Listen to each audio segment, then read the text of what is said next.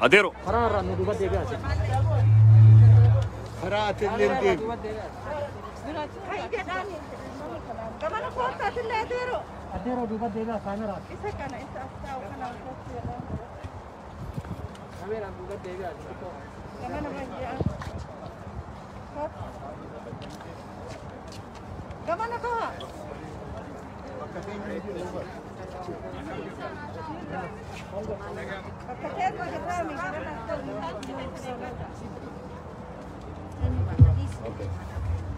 Aye, sagaleen biyya wayyaa fakkaatti. Isaan lachuutu namoota beeksifamuu qabu osoo hin ta'in yeroo hedduu bakka keenya kana deddeebi'anii nu gargaaranii. Karaa bitaa kiyyaan jirtu Senator Giziyaaf jaamti. Isitti aanee immoo kabajamaa Senator John Hoffmani. Isaan kun waayilan keenya bara 2014 2014 Senate resolution akka bahu irratti warra rakkoo dhiitama mirga namaa biyya keessaa waan hubataniif jecha ammaas irra deebinee waan sadarkaa haaromsinu irratti hojjechaa jiranii isaanittiin dabarsaa akka gaariitti harka dhootanii naabantanii xiqqisha wanniin isaaniif ibsu immoo kaleessa nama meeqaatu as turee fi har'allee galgala kana namni akka heddummachuuf taa'u itti himee isaan immoo jarjara waan qabaniif malee silaa boodallee deeganii hawaasa keenya arguuf fedhii ni qabanii isaanii xiqqoo afaan Ingiliffaatiin ibseetiin kara keenya deebi'a, okay? So I'm sure you understood all of that. Yes. Today is Friday. Friday there is a prayer. People are at different mosques, and the ones that stayed overnight, you can see the mats. You can see a tent. Since yesterday, they've been here all night. They've been here, and the rally is for 48 hours, so it will end tomorrow.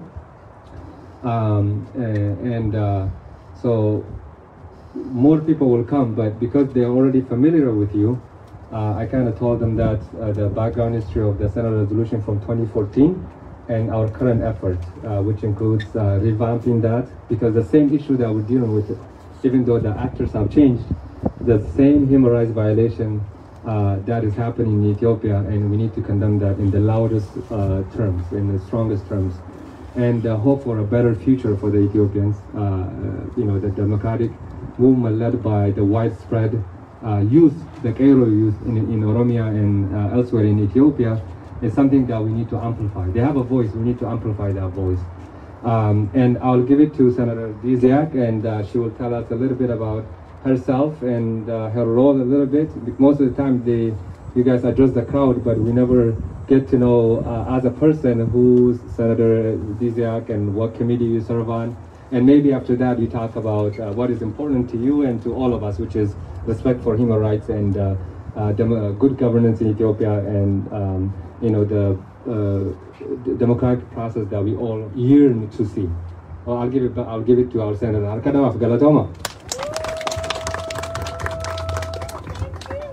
Hi everyone, thank you for being here today, and thank you for letting me join you. As I said, my name is Carrie Bietzek, and I've had the honor and privilege to be the state senator representing Northeast and Southeast Minneapolis. Then I have Cedar Riverside, so I have the East African community in Cedar Riverside and Seward, in the U area and Augsburg area. So I'm very familiar with the East African community there and throughout the state. You're not just in Cedar Riverside. I tell people all the time, you are throughout the state. And so thank you for being here. My grandparents were immigrants from Poland. So I wasn't an immigrant, but I grew up where they spoke Polish in the house. And so, my dad spoke Polish, and so English was his second language. And so, probably until about 5th grade, I always understood Polish, because I do understand some of the cultural issues where there is different, and just wanting to keep the cultures and your culture alive. And so I appreciate, again, you being here and supporting what is going on back home. And it is a civil rights issue. It is a human rights issue. And we need to have fair and ethical treatment of everybody across this world, including Ethiopia, and we think the Romans should be free. no one is free until everybody is free. So again, thank you for being here. I'll give you a little more about myself, just briefly. So you asked what committees we're on. I'm on the tax committee, I'm on the judiciary committee, so we do deal with a lot of criminal justice reform that we've been doing the last few months, and then I'm on the housing and agriculture committee, and so a lot of housing issues, and we know that there are some housing issues, and we're at a crisis across the state. And a lot of that is, again, human rights issue, and we want people to be able to live in dignity and with dignity, and not just here, but again, across the world. So, thank you. And again, I'll just say no one is free until everybody is free. Thank you. And I'm going to pass it off to Senator Hoffman. So, Senator Hoffman, one of the things that's chilling about Ethiopia, the country that it's a home for over 100 million people. You know, the people who have been fighting for democratic rights, including Minnesota resident Jawar Mohammed. He was arbitrarily arrested with trumped-up charges. The Kenyan citizen Yasin Juma, who's an independent journalist, also award-winning documentary director. You know, Juma contracted COVID-19 in the prison, and the court could not, the prosecutors could not prove what he was charged with. Finally, the court system ordered his release on bail.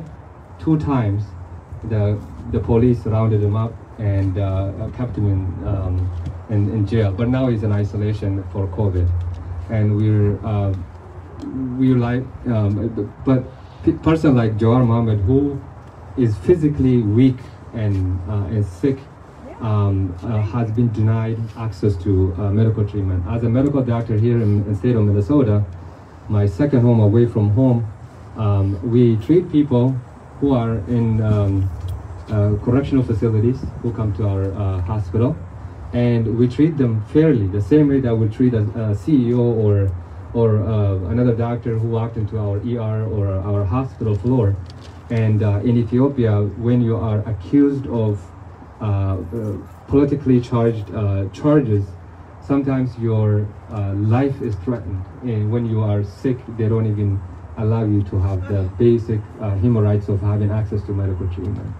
That, I know Senator Hoffman is a big advocate of healthcare and you know, equality and whatnot. I just want you to also connect that dot. I mean, for the first time, I'm going to say your name right. I used to say Diziak.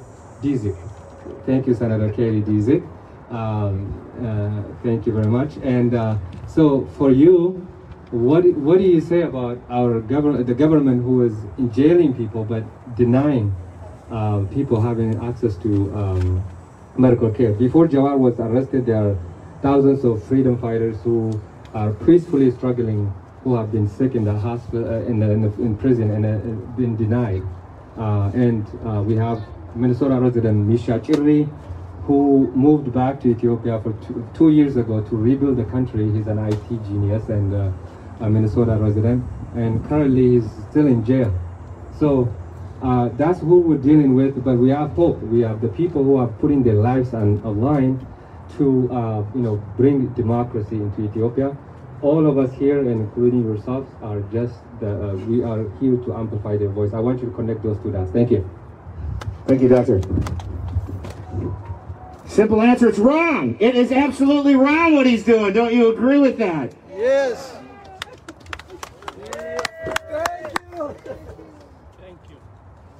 When the silver medalist did that in the last Olympic Games, Faisa, we came together immediately to know that what he did was going to cause a lot of friction at his home. And he ended up getting a visitor's visa. Carrie Dietzek, myself, there was a bunch of us here that helped with letters to our congressional delegation to get that visitor's visa. And he came back here knowing that the risk he put for his family, but he had to tell the world what was happening. And it was that one instant where one picture sent not just 1,000 words, but 1,000,000 words about how wrong it is to treat people wrong. And that's not okay anymore. And here in Minnesota, we could sit here and argue about these ugly lights that are lining this boulevard. They're round. They should be changed. But you know what's not going to happen, Doc? We could sit here and we're not going to go to jail for doing that, right? The same thing when 85 college students back in 2014 were peacefully protesting human rights. What did the government do to those 85 college students? Shot them dead, and that's wrong. And that's why we were here in 2014, and we stood out here, and I have this flag. And I have this flag because of the pain and suffering in 2014 that was occurring. This place was full of people. And the people that were here were my neighbors, my friends. I counted on so many of them that I knew by name. My name is John Hoffman. I live in Champlin, Minnesota. I represent Brooklyn Park, Champlin, and Coon Rapids in the Senate for Minnesota. And I'm going to be there next year, and we will continue to fight for the human rights that Kerry Dietrich talks about and Dr. Absa talks about. So, it's wrong what he's doing, because he came to Minnesota. I was on the tarmac when the plane landed, and he came down and embraced us and said, beautiful Minnesota, look at my Oromo people, look at my Ethiopian nation. Everybody's here in Minnesota. It's beautiful, right? Those are false words. What he meant was nothing. Yeah. So we're going to do this. Senator Dietrich has revived the 2014 resolution that I was author on, and we're going to send that forward to our congressional delegation. Plus, now, Representative Muhammad Noor right now is working on a letter that is going to be signed by all of us as well, that we're going to follow that up to make sure that there's some follow-through on that. Because Kerry Dietrich is right. When you don't have human rights, you don't have human rights. Human rights is a basic right. Don't we agree with that? Yeah, agreed. So, keep telling this story. I am so sorry what's happening. I am absolutely sorry. To read this story of women that are being held. For what reason? Nothing. People that are dying, children that are dying. Why? Because they want to have a voice in democracy. That's not a crime, folks. And with that, we say, we stand together. Yes. Thank you. I'm with you. Kerry's with you. Thank you for your patience. Thank you. We will get this. We will achieve freedom, and we will achieve human rights. We have to continue. Senator. Yes. One thing I remind you. The Ethiopian constitution is based on federalism. Yes. The current Ethiopian government, army, and the inciting other ethnic group upon the Oromo and the killing the Oromo people, and the starting ethnic cleansing in Ethiopia. U.S. has a moral responsibility to intervene from Eritrea like Rwanda. Thank you. Thank you very much. Yeah, I think. Thank you. I just want to say something. We are together for a long time. Me and you, including Jawar, we welcome the Prime Minister of Ethiopia to Minnesota. 2018. I'm glad you stand with us. The Prime Minister, he welcomed Jawar Mohammed to prison. They poisoned him. Be with us as usual. Stand with us until the end. You are, the leader from the beginning until now, standing, with us. I do really appreciate you by the name of Oromo people. Thank you. Thank you. Just I want to remind you that we welcomed the Prime Minister. I remember when he ran from the plane, how he was eager to see Jawar and shake Jawar's hand. Today he poisoned him. He put him in prison. I'm telling you, my people, they will not stop the struggle until the end. Until the end. They rape the children. They are killing children. They rape mother and daughter. They kill husband and wife. We try our best. We are, peaceful people. We don't ask to, somebody's property or, to attack others. We just need the freedom. We struggled for many years. now the world is understanding us. I just want to say thank you again and again. I appreciate you. Thank you. Walin bikinda in jirtu warroota akka isaanii kana qabaachuun warra haqaaf dhaabbatu qabaachuun haalaan barbaachiftuudha. Warroota akka isaanii kana heddumeeffachuu qabna. I want to thank both Senator Disick and Senator John Hoffman, and the fight will continue because if no justice, no peace. No justice, no peace. And as Ethiopia is an important ally of the United States, a country of over 100 million people and a strategic country in East Africa, we want our democracy, our relationship to be based on value, not interest. This is the time that we ask our good senators to press the Minnesota delegation to the Congress, including our two senators, Senator Amy Klobuchar, Senator Tina Smith, and the 8 House representatives, to speak on behalf of our mother who is crying because of the pain that our people are suffering. And the suffering will not be in vain. We'll reach the mountaintop because people are not going to back down because they fought for it. They're fighting for their own rights, not to suppress others. And that's what we want to do.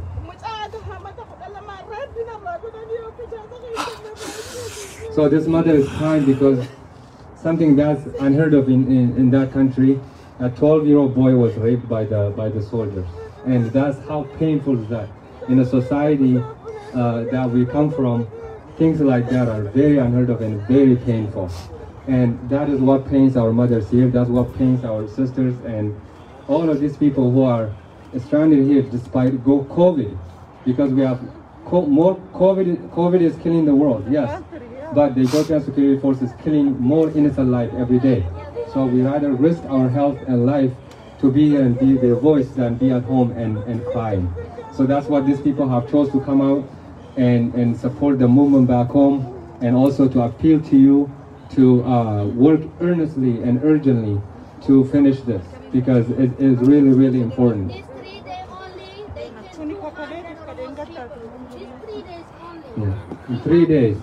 So that's more than the COVID had killed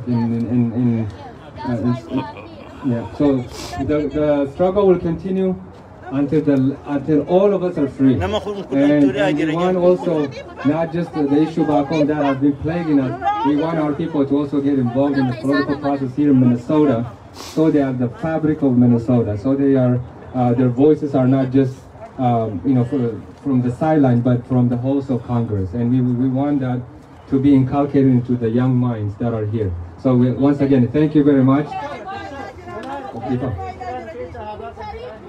Yeah.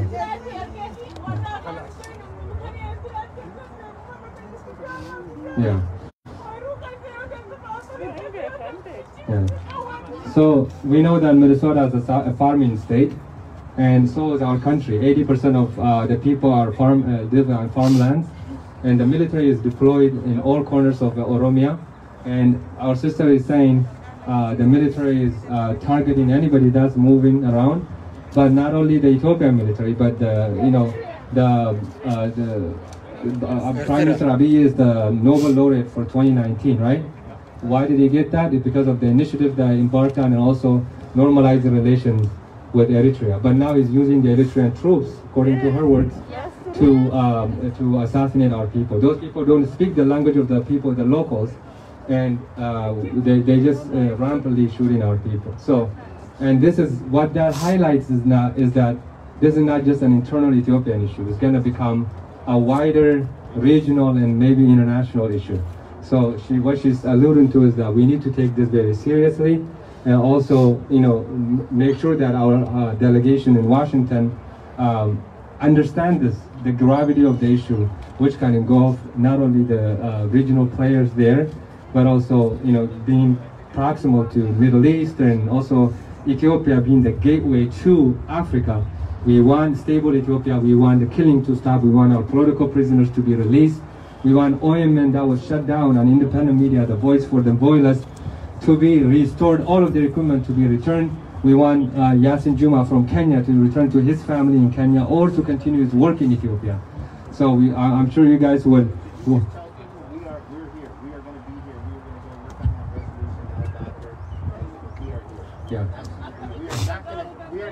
Dhaggeeffadhu. Yes.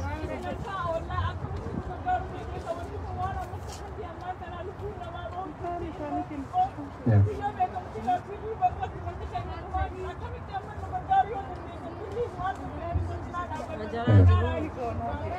Thank you. She put it in a more beautiful word than I can. What she's saying is that we've seen you, we know your face, Senator Kerry Dizek and Senator Hoffman, but we want action right now because people are dying in Oromia, and even next door, Walaita, which is the southern part of Ethiopia. People rose up and they wanted freedom, just like the Oromos wanted, and a lot of them died. There are Walaitas here that are also in solid